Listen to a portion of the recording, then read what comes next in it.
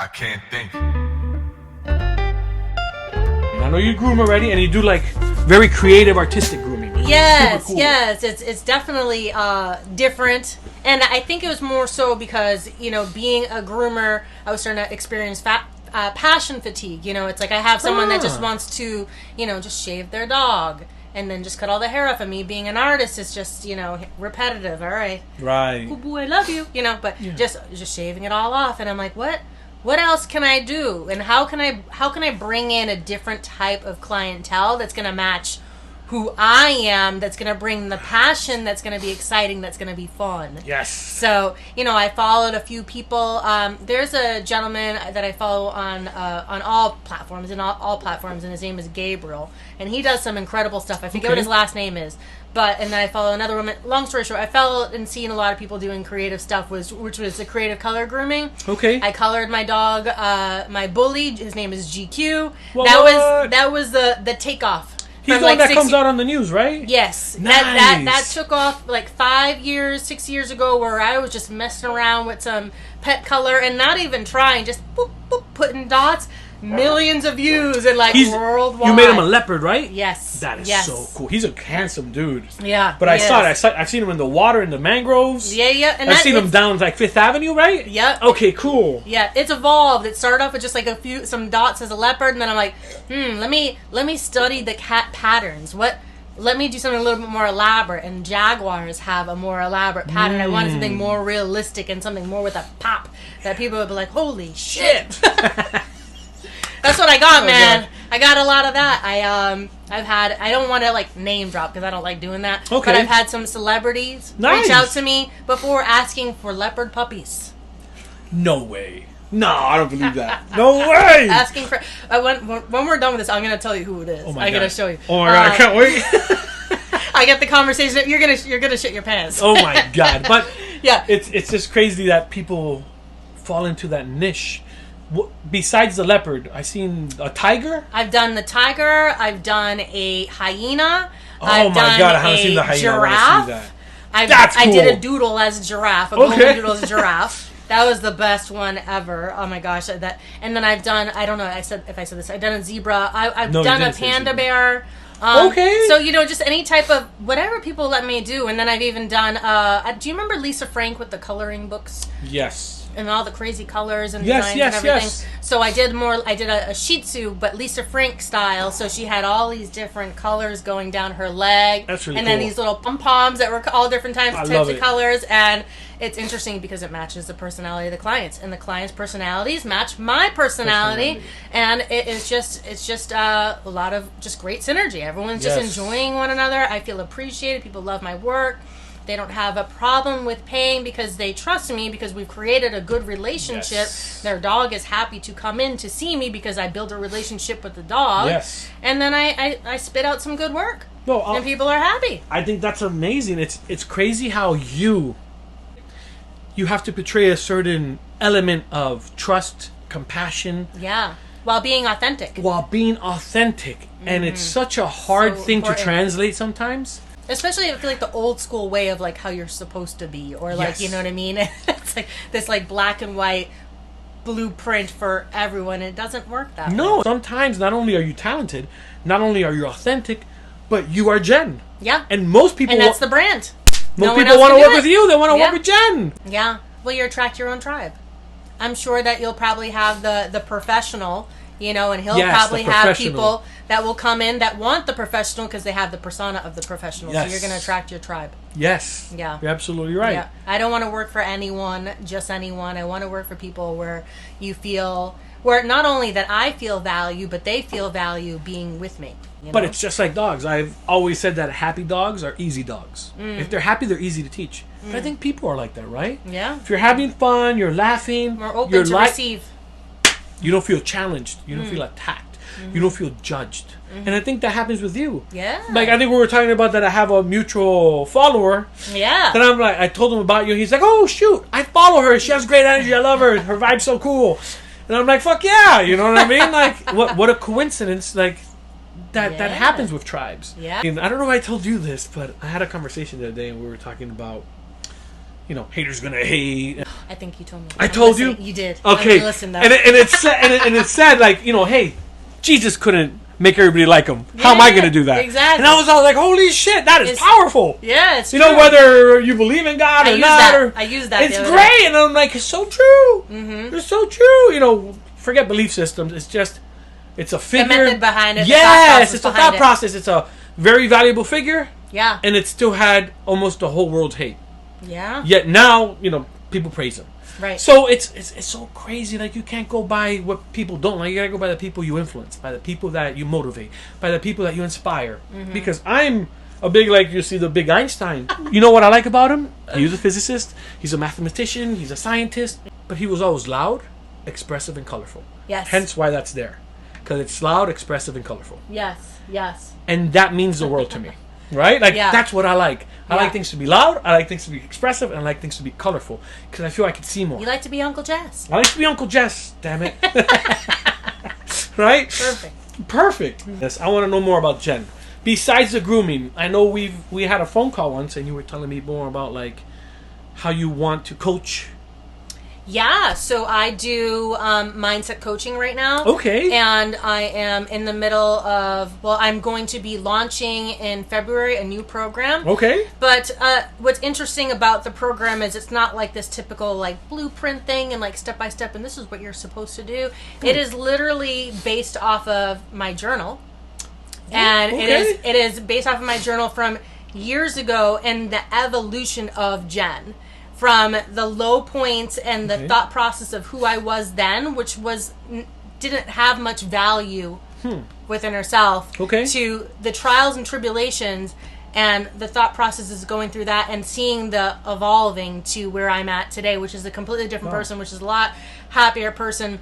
Good. I work with other coaches as well to, get, I feel like this is a very important thing to think about, that in order to become a better person and to be able to help your tribe, to be a teacher and a protege.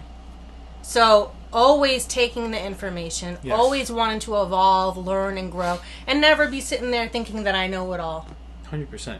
It's hard, right?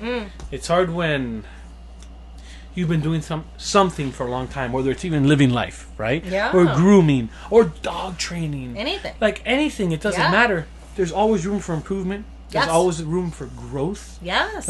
You never stop learning. It's weird because I have, not a lot of people know, but I have a very deep martial arts background. I started when I was 5, traditional, Japanese karate. Little Uncle Jackie Chan. And it's weird because no matter what, one of the philosophies to martial arts is that you're always a student. Yes. And you're never going to perfect anything. Yes. So no matter how good you get at a move, at a style, at a concept, anything, there's always room for improvement. There's always better breath. There's always better movement. I feel like that's the purpose of us being here. 100% is being... So, I actually use this for my dog. My pooch parents, right? My dog owners. Yeah.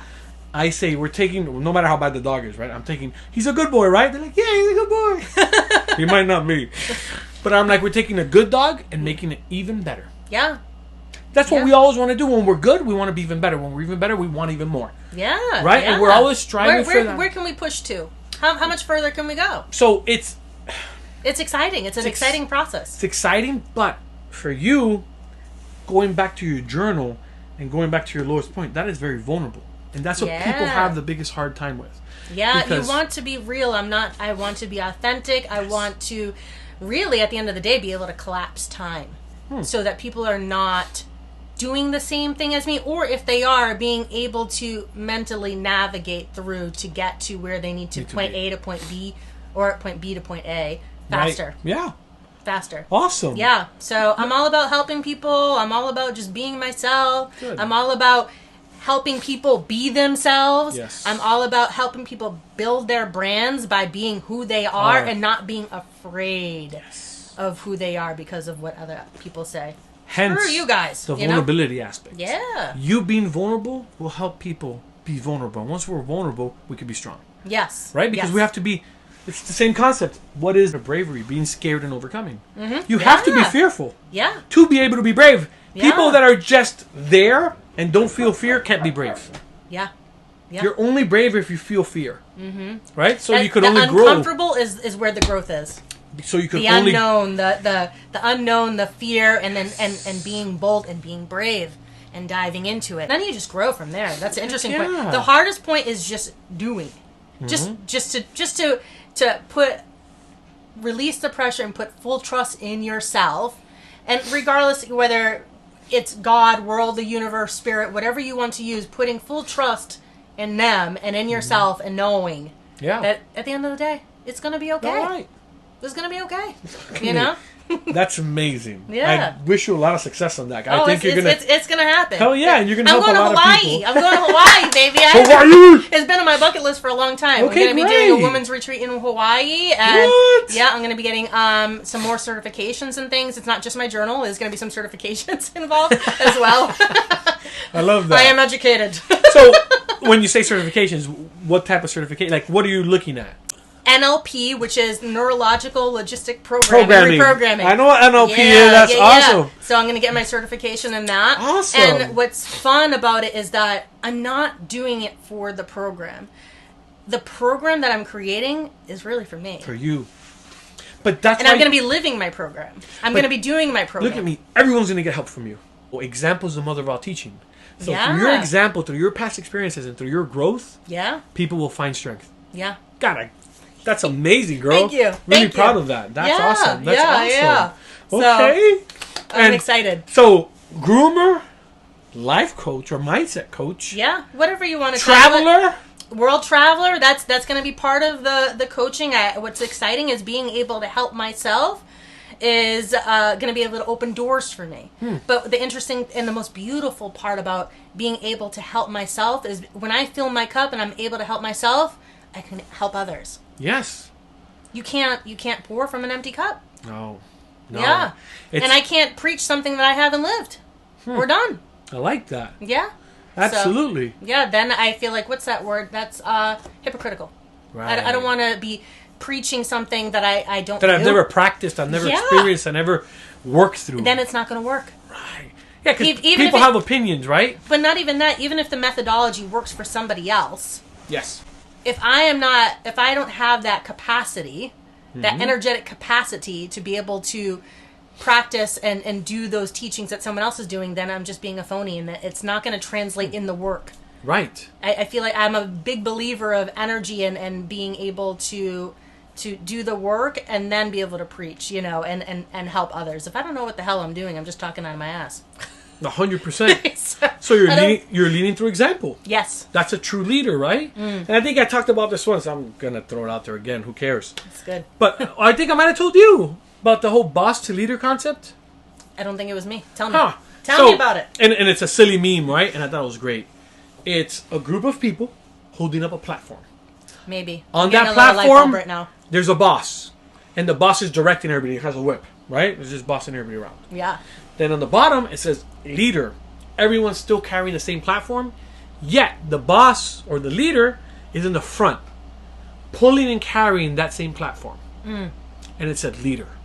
The difference between a leader is it leads through example. It's going to show you how to do things. Yeah. It's going to tell you the errors it made, the triumphs it had, and how to get there quicker, faster, and more effortlessly. Yes. Right? Because it's just like if you had... It's drinking. Oh, yeah! Yeah! Cheers! Salud! Salud! But it's just like if you put coordinates on an address, and it tells you, okay, you're 43 miles away. But then you ask for directions. It'll tell you, you go this way, you go that way, you can make a loop and go straight. Save 2 minutes and avoid traffic. Go this way. Exactly. And that's what you're doing as a leader. Yeah. Because you've already been, like you said, to A to B or from B to A. Collapse time. So you know how to make things effortless, easy, and successful. So not only that, you're also a breeder. Yes, yes. To start off, for everyone that's like, oh no, I have done dog rescue Good. Adopt, don't shop. I'm not hating on it. I've done dog rescue. I've paid my dues. I've done dog rescue for about 8 years. Oh, wow. I've fostered many pit bull type dogs. I like to say bully breeds. Bully breeds. Yeah, I don't like That's to better. label. Because majority of the time, most of the dogs I have come in aren't really a true American pit bull terrier. That's a different discussion. That's a different It's a discussion. whole But usually other- they are very mixed. Yeah, it's a mixed bully breed. That's what I like to use Okay. very loosely. I've done plenty of those, rescuing and adoption and things like that, and I've had rescues all my entire life. But when I got into the adoption world, I was waiting and wanting something so specific, and all the dogs are wonderful and great. They are. But I wanted something very specific in temperament, in looks, and and then also just knowing the background too, because I like I said, I'm not hating on the rescue dogs. I've had them all my life, but it's nice to know the lineage of a dog, to be able to know what type of temperament you are going to get if you get it from a responsible breeder. Yes. You know what you're going to get. Some people might want to breed something with more drive that is going to want to work. Yeah. Some are going to breed for that couch potato that just wants to hang out with the family and not do much, Some are going to be not athletic and maybe are a sprinter, not a runner, Some might want to be able to run in these trails in Colorado and have this dog just keeping up. I mean, so, it's nice to be able to know what you're going to get 100%. Yes. Now, it's not always foolproof. Exactly. Yes. Not always 100%, but you pretty do damn get close. You get an idea. Yes, because if dad was a couch potato, mom was a couch potato, you could get a very active dog. Yeah. But by default, the rule of thumb is you might get a couch potato. Yes. But if you have two working dogs, you're probably going to get a working dog. Right. Now, individual character, nerve structure, sound sensitivity, object sensitivity, touch sensitivity. Yes. There's so many more attributes. And then also the raising of the puppies with those things that you just spoke about, to be able to create 100%. A soundproof dog. Genetics come into play, yes, but also the environment, the raising, the 100%. Upkeeping, and the maintenance of the mental maintenance of the mental. Giving me good stuff here today. Mental maintenance. I'm stealing that. Yeah. I fucking love it. Mental maintenance. Oh my god, mental maintenance. And it never ends. It never ends, and this is such a big difference between, and this will work for you. Forget about obedience. Obedience training is fake. It's a conditioned response through repetition and reward. If you have a treat, your dog's going to do a backflip. It'll make you coffee and it'll do laundry. Do whatever you want. Give me a treat. I want to be jerky. I want to be jerky. Oh, I can't even. You get a little wrapper in my house. Oh my god! But if you ask for something, they're like, yeah, totally. I'm not ready yet. Totally. You go crinkle the bag. They're all coming, sitting down and staying, juggling. Like, what do you want? Doing backflips. I'm like, I didn't even know you did that. Yeah, because they're trying to trigger the reward. Yeah. But if you do mental maintenance, you'll never have to do that. Right. It's such a big difference, behavior to obedience. And it's funny you bring that up, because I know we were talking about rescues, and I'm super for rescues. Yeah, just absolutely. So you know, I work my whole life. I work with a couple of rescues myself, and we were talking about that. I wanted to bring you in. Yeah. We wanted to do some volunteer work with grooming and coloring to help dogs that are unadoptable or having a hard time getting adopted. Be seen and get their Be home. seen, and this is where. So I had a couple of questions for you actually regarding this. I agree with you, right? So I'm on boat grooming, coloring, attracting, again, colorful expression. Vegan safe, by the way, the color. For the which people is that want to awesome. know, vegan safe, no chemicals. It's equivalent to getting grass stain on your pants. Perfect. No one's going to die. Perfect. But if you could color a dog and get someone's appeal, right? Yes. And be like, my God, what a little cutie pie. Yes. Hi, I don't care you're 16. You're gorgeous. Yes. Because the giraffe's color pattern or the stripes brought him out. Isn't that a lesser of two evils than that dog getting put down? Oh, absolutely. And I think that's really the whole purpose and the point behind the grooming. Yes, it's healthcare, but it's about creating that feeling. Right. That when that dog looks into your eyes, and that feeling and that emotion that is brought up in the owner. Yes. But if it's unattractive, you're less likely to go see that dog. Also go see the puppy. Yeah. But maybe that was your dog. Maybe as your soul dog right there. Maybe as people say, like, oh, he chose me or she chose me. Yeah. Which I don't believe in that. Oh God, I get a lot of hate for that. But unfollow that guy. But that dog will get a home. Yeah. And that's the goal. That is wonderful work. That's the goal. I don't know if I follow Gabriel or Gabriel. I don't know who you said. I would have to look him up. I would have to look him up too. Oh my god, Shoot. what he does is... Oh is he a good-looking young guy? Yes. Black hair? Yes. Darker skin? Like he... I think Brazilian. Brazilian? Yeah. I think I just started following him. I promise not a week alone. ago. Yeah. And it might be because I follow you and it suggested. Yes. Yeah. He did a post on animal abuse. And that people were saying that coloring the dogs was animal abuse. So he did this whole process with his personal dog. Yes, I posted it on my thing. Then I started from you. It's so good. Yes. He even ate the color. He's like, yes! I'm not going to... It's okay. He ate the color. He's like, look, bro, like, relax. Yeah. I'm not trying to kill my dog. Yeah, I love my dog. It's my dog. Yeah. Again, what we were talking about, like, Jesus is going to make everybody happy. How the hell am I going to do it? Exactly. So kind of the same concept. But I like the fact that he took the time to address this negative comment, even though he shouldn't have given it any... He didn't even have to. He didn't have to. I'm glad he did, because he did it so well. He did such a good job of not being... professional, and no... There was no hate, no resentment. There was no neutral. It was very neutral. He was no ill intent behind it. He's like, hey, guys, this is my dog. Watch. Put her on the table. I think it was a little female. And she's like, hey... She was having a blast. Yeah. She was super calm. He colored her up. And then she was happy as could be. He even showed her interacting with the other dogs after being colored. And the dogs are not judgmental. Like they were when you were a little kid in school picking on you. That's I'm glad those days are over. I'm going to be the bad guy. Or the dogs weren't judgmental like the viewers watching Gabriel being mean to him. Yeah. Yep. Right? It's funny that the primitive subspecies, the canines, were better... to their people. Counterparts and the people were to the people. We can learn a lot from them. Right? I would say you could find yourself through dog training. You could find yourself in your dog. Yeah. Right? Yeah. Because they're so primitive, they don't have... I don't know how to articulate this properly. But they don't have the need to display materialistic concepts, hypothetical concepts. They don't have the need to display I'm better than you or not. They are dominant and submissive because that's hierarchy. So that's different. That's embedded in their DNA. Yeah, that's programmed. Yeah, that's programmed. That's different. Yeah. They don't just show off, I guess, for lack of a better term, or have a false sense of entitlement. Or They don't do none of that shit. Yeah. They're just cool, baby. They're just here. Hey, I'm the boss here. Cool? Cool, bro. You're bigger and stronger. All right, cool. Let's play. That's it. Yeah. If everybody knows the hierarchy... Everyone's in good placement. Everyone's happy, everybody's content, and no one's looking for more. Yes. But we have to need, we have to want, we have to crave, we have to desire, we have to lust. We have to, and again, and it's a beautiful place to be able to be a human, to be able to create. I think that's where in the animal kingdom we're special. We can create our reality. We can create. I usually tell people that the difference between us and our dogs, right? Because a lot of people have our mom dog. I mean, dog moms. Sorry. Yeah. Too much. Fur mommies. Yeah, fur mommies, fur daddies. I actually call my clients push parents, right? But if that were true, right, we would have birthed them. Yeah. Right? Like, it would have been a little bit different. And what a scary baby that would be. What a scary baby.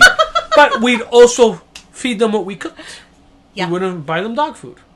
Right. We also wouldn't walk them on a leash. We a also... lead attached to their neck. Yeah, we also wouldn't crate them. But these are all needed things because that's natural and genetic to them. Right. To be a denning species. And it's fair to teach them, to treat them as what they are. It's not cruel. It's what they want. It's what they want. need. It's how they're made. I always talk about what we want for a dog is different than what a dog needs. Yes. It's two different avenues. You were saying how we're artistic and our values are different and we get to create. Shape and mold our reality. That's because we have an evolved frontal lobe. Our frontal cortex is more evolved than the canine species. Right? That's what makes us be self-conscious. We have self-awareness. Like, we have the ability to invent, to construct, to create art. Like, we have so much. It's powerful. It's powerful, right? Yeah. So we have gifts. I say this, and I stole this a little bit, but I will say that we're talking apes on a floating rock in infinite space. It's true. Name me one other animal that has that concept on planet Earth. Yeah. You can't. There's no other animal on planet Earth that knows that we're on a floating rock in infinite space. Doesn't exist. Yeah. Doesn't exist. Yeah. So we're trying to make dogs human. We're trying to make dogs understand us. High expectations. We're putting them on a pedestal. It's not fair to them. I don't do that. I don't even do that with men. Good job. Remember, men are from Mars, women are from Venus, so it's weird. But I always tell people, you can't make a dog a human, but it's easy to make a human understand a dog. We can take a step back in communication and be a little bit more primitive and a little bit more clear-cut in the way we identify problems or success. Cause and effect. Action, reaction. It's all connected. This whole conversation, everything. It's all connected. From we're so ADHD. We're like from bing, bing, bing. But it all is connected. It is. It's all one. Yeah.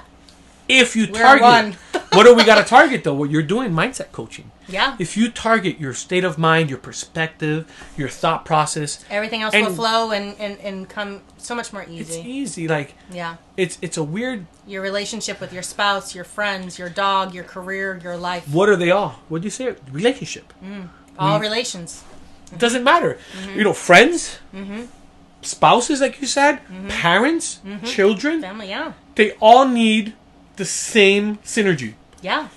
You need to give me as much as I give you. Yeah, exactly. And it's an ever-flowing circle. Yes. But if you demand more of me than you give me, you're going to drain me. Yeah. That's an unbalanced. That's an unbalanced relationship. Expectations, yeah. Unfair. Same thing from our dogs. Yeah. Right? Like I always say that. This is a bad one, right? I always say that dogs are emotional support animals and they are service animals, right? But for our needs and our desires, our perspective, where's the dog part in it? It doesn't. It doesn't. Always had people tell me, I don't want my dog to be a robot. I want my dog to be a dog. And I'm always like, yeah, really? Because you want to stop chasing squirrels? Dogs chase squirrels. Yeah. Right? Like, that's what they do. Yeah. They're predatory species. They hunt for food. That's food. It ran from it. It's going to chase it. Yeah. But you don't want it to chase squirrels. It barks too much, but I want my dog to be a dog. But it barks too much. Yeah, a lot of conflict. But dogs bark. Yeah. Dogs bark. Dogs travel territory. He keeps running out the door. Keeps running away. I'm like, yeah. Not meant to stay in walls. Because your 1,600 square feet isn't enough for him. Yep. Or her. In your house, you're the government to your dogs. Yeah. You're going to govern how they live, eat, sleep, interact, everything. So, ever since you rescued, bought, acquired your puppy, dog, whatever it is, you've had them in quarantine to the four walls of your structure or your backyard. It makes me a little sad thinking about it. It is. It's a hard pill to swallow for people because like, oh, but I walk them 2 miles a day. Cool. 2 miles. That's like a warm up for most dogs. Yeah. 2 miles ain't shit. Yeah. Like 2 miles is like, woo! I feel great. My warm up's ready. I got my second wind. What are we gonna do now? That's why people lose their mind. Yeah. Think about working out. If you know why working out in the morning is so potent? Because it invigorates you. It sets your day. It sets your day up. Sets the your vibe, endorphins are released. Woo! Let's go. I'm going to work. 8 hours. Woo! So you ran your dog for 2 miles at 8 o'clock at night. That motherfucker's ready to fuck shit up all night. You know what I mean? He's like, all right, great. What are we doing next? We're going to sleep. The fuck? They don't. They're not children. It's not like going to the park and having your kids play on a playground for 2 hours. Right. And getting them exhausted, getting home, showering them, feeding them, and putting them to bed. This is making me a little sad. For my weird. Dogs. Yeah. I'm not trying to be mean, right? No, but it's true. It's weird because switch your perspective to what the dog needs. Yeah. Not what you want to give the dog. What does this dog need to be given? That's a totally different thing. But you said something earlier that I loved. And you said mental maintenance. I love that. Mental maintenance. If you give mental maintenance, it is more potent than physical exercise. People are like, that's I noticed that too. Doing any type of training in the home, and the dogs get tired. Because you're doing impulse control. You're doing restraint. The process of thinking, I think, really wears so them hard. out. And that's what they are lacking, and that's what they need. Instead of the movement of the body, you need the movement of the mind. Yes. The movement of the body is important. It's mandatory. It's fine. Yeah. I love it. My buddy says, movement is mandatory, Master Chin. He always says movement is mandatory. And I believe that in humans as I do in dogs. But it's not a necessary evil. Yeah. I think the most necessary evil is mental stimulation, which gives purposeful value. For humans, too. Same we thing. need a purpose. I get duties. I have tasks. I was able to be purposeful in my behavior today. I was able to work and monetize. It's rewarding. It creates the yes, bond. my family gets to eat. Like, it's the same hunt process. Think about it. Dogs don't hunt for food. So we eliminate that instinctual factor right off the bat from birth. Yeah.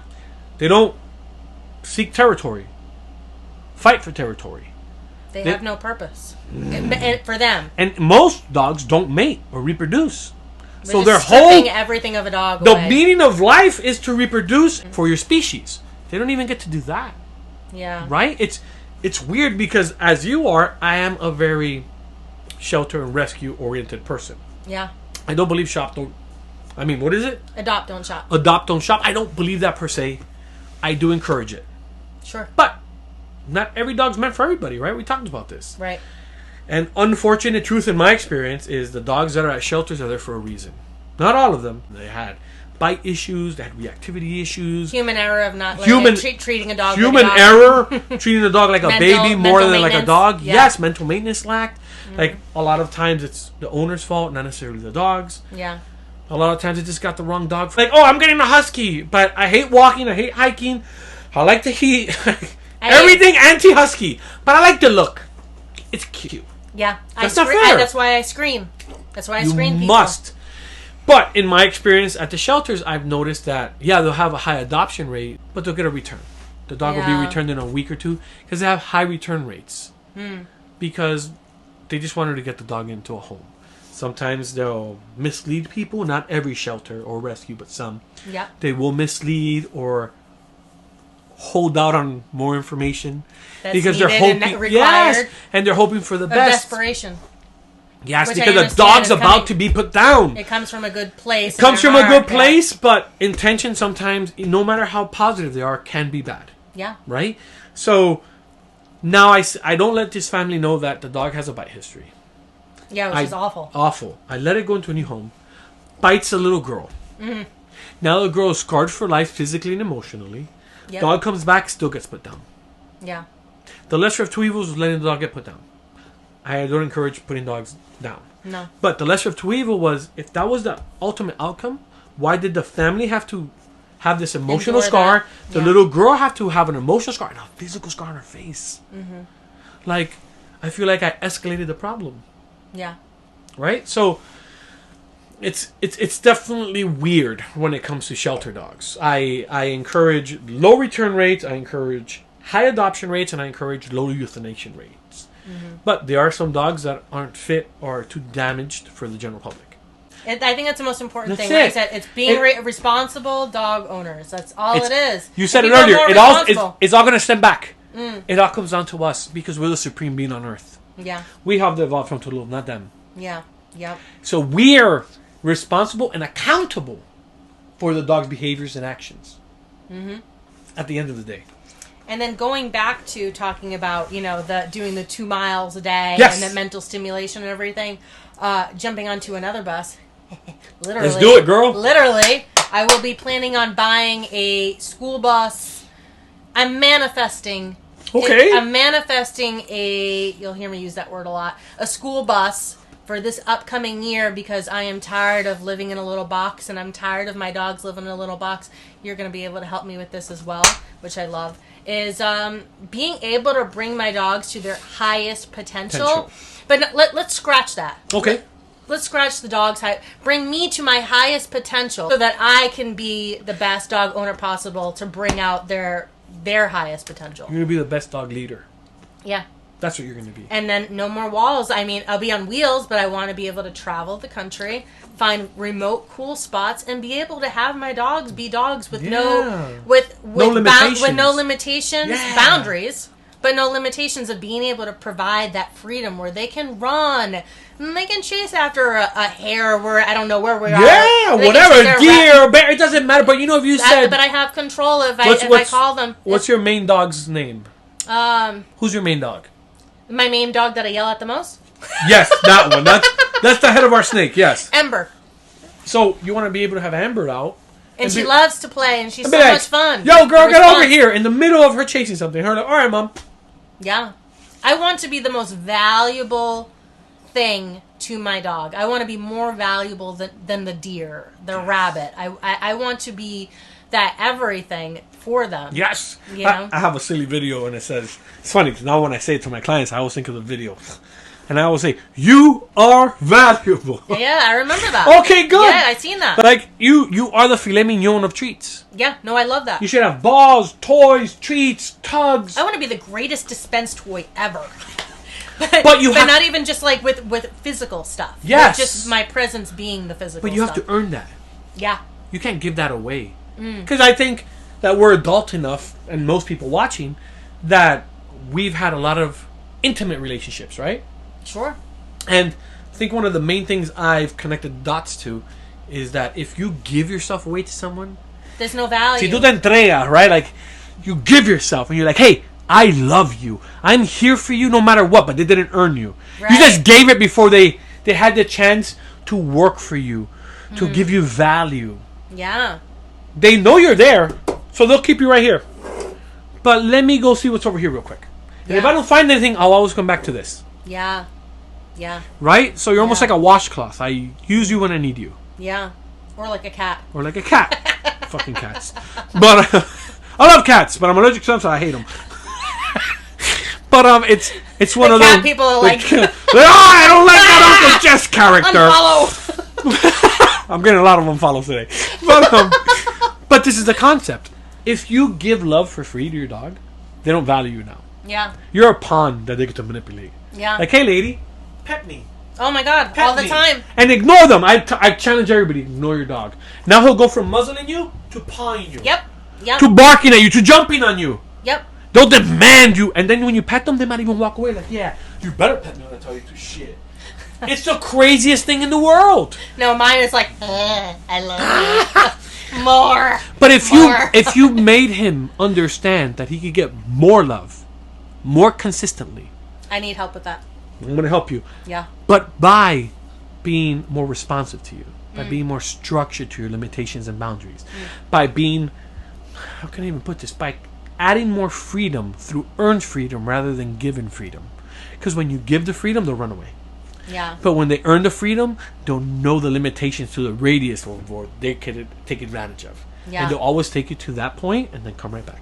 And I know this sounds like a little dark or morbid, but it's like, they don't live for a long time. They're not here. They're not here long enough. So it's a little depressing to me that we're having dogs that are stripped away of all their values of what they are, who they are, right? We have a short time span of when they're here on this earth, and everything is about us.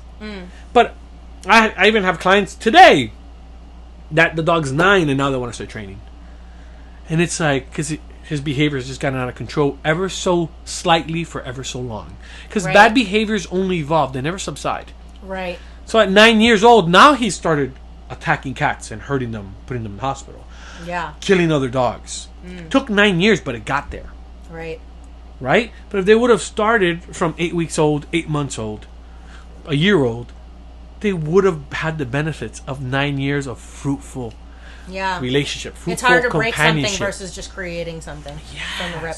Yeah. And that's a great way to put it. I always say once your dog's 2, 3, 4, 5, you gotta deconstruct everything he's associated for that amount of time to reconstruct new behaviors. And it's so much more difficult that way. Way more difficult. But if you mold the puppy, you want and work through its issues, whether it's sound sensitive, object sensitive, or just have a fresh palate. Or just a fresh palate, but you could work through things so much easier as a molding process than a deconstructing to reconstruct. Yeah. Right? Even not us. saying that it's not worth it to do for it's for super a dog worth it. That's already in a set pattern. Yes, but and it is easier. Super doable from fresh, but yes. It's usually easier for me because I don't get a second chance for first impression.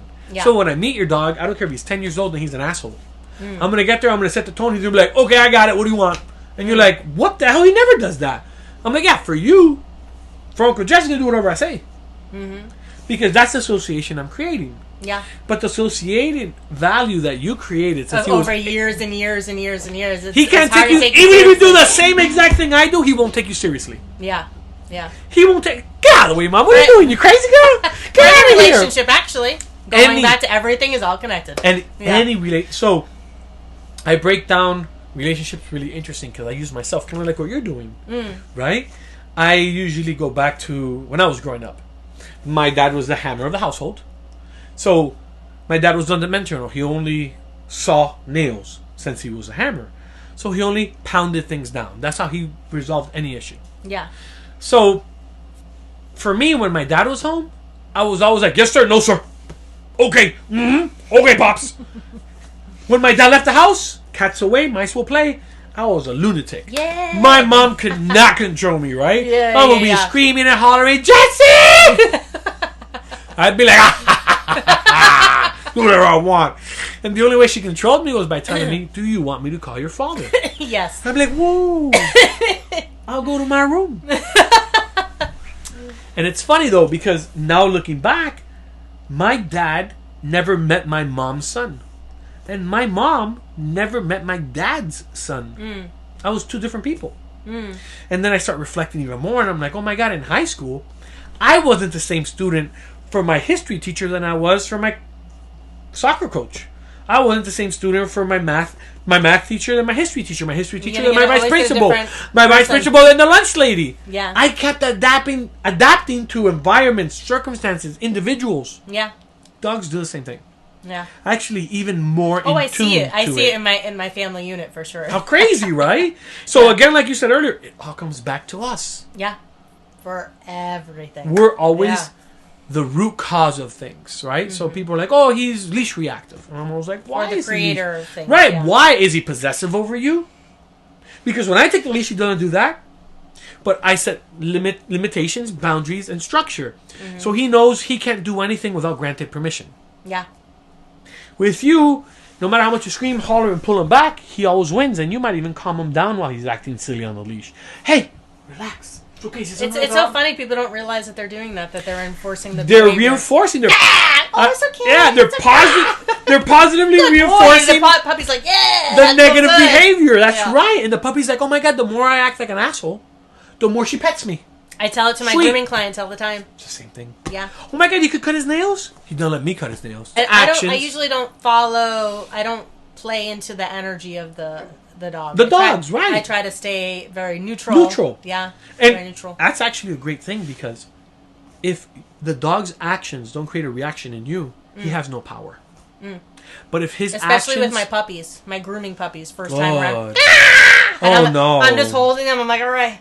Are we done yet? Yeah. We're done. You stop? Okay, let's proceed. It's just a dramatization. All right. And we'll just keep going. We'll be here. And you're hurting them, right? You're being super abusive. Yeah. You're the worst. Yeah. You're the worst. Yeah. That's why I don't let clients stay usually. No. Because if they watch, they're like, oh my God, I'm out. I always tell people, have you ever seen that kid at Target, right? And he wants the Pokemon cards? And he's with mom or grandma or grandpa. And he's like, oh, I want the Pokemon cards. And grandpa's like, hey, bud, I don't have enough money for that. Maybe next time. But I really want the Pokemon cards! He's like, hey, buddy, I promised I would get them for you. Let's wait till next week, and I'll have a little bit more. I'll save up for them, and I'll get them for you. But Grandpa! Oh, no. And now Grandpa's like, fuck, everybody's watching. Hey, everyone's looking at me. He's like, all right, hey, relax. We'll get the Pokemon cards today. It worked. And then immediately the kid gets up, he's like, okay. Yeah. Now, I encouraged him to negotiate, number one. I encouraged him to throw temper tantrums to get his way. And rewarded. And I rewarded it. It's so weird, right? I always tell people, if I would have told that grandson of mine, hey, buddy, we can't get them today. And he says, okay, granddaddy. Would I be like, hey, for being so cool, I'm going to buy you a stick of chocolate? Probably not. I won't reward him for being good. But I will always reward him for being a brat. Yeah. Unintentionally, because in my head, if I just get it from him, he'll be better. Yeah. It's easier on me. Yeah, it's less work from me. Yeah. So again, it all stems from what? From our mindset. Yeah. It all comes back to the beginning. Yeah. Always. Yeah. Right? Whether it's our dogs, whether it's our kids, whether it's our spouse, whether it's... Mental maintenance. Mental maintenance. It's crazy. That's going to be the name of your program, right? It's actually called the Identity Portal. Ooh, that's even fucking cooler. The Identity Portal. Yeah. The Identity Portal. I like that. How do you come up with that? Oh my God. It just came to me. I literally just sitting down, hanging out, and just... Bing, boom! That's the best way ideas come, right? When you think for an idea, I feel like when I do more work on myself, and I become more open to, I don't know, I feel like my creativity expands. I feel like flows better? Things just flow and just come to me out of nowhere. Nice. Yeah, when I'm in a good state, when I'm in a good place and my energy feels good, and I'm in a, long story short, I'm just feeling great. Yeah. When I'm feeling good and I'm doing all the things that I enjoy and all the things That's that awesome. I like, whether it's being working out or, for me, I'm a scuba. I'm a scuba diver. What? Doing scuba diving. That is an incredible experience. If someone hasn't tried it, I highly recommend. Wow. But just finding a place where you can quiet your mind and have a state of peace. Yes. Everyone has different things. I have a friend that, she rides four-wheelers, she rides quads, and she's doing wheelies and all crazy shit. But That's she's awesome. not thinking about, that she has to do this, and this. Right. Or, I scuba dive and I'm looking at the ocean. I have to be very aware of my surroundings. I'm not thinking about what I have to do today, tomorrow, this. You're in the moment. Yes. When I am in the moment is when my ideas come to me, and that's when the identity portal just went. Boom. Here I am. That's amazing. You scuba dive. You groom. You breed. You do mindset coaching. Jesus, Jen. Yeah. World traveler soon. So tell me your social media or website, anything you got. Yeah. So for my social media, if you are most likely into more of the dog stuff, my platform for TikTok or Instagram or Facebook is Siren of The Bulls. I'm a scuba diver. I do everything ocean. I live in Florida. I enjoy the outdoors, hence the siren part. You'll see me in the water all the time. That's amazing. Yeah. And then, the bulls speak for itself, the American bullies. Awesome. And then also, as far as, if you want to get more into the mindset stuff, it's Siren Serenity. Siren Serenity. And just the number 1. Nice. Yeah. Amazing. Thank you so much for coming in and chatting it up with us. I really appreciate you, Jen. Yes. Thank you. All right, guys. Peace out.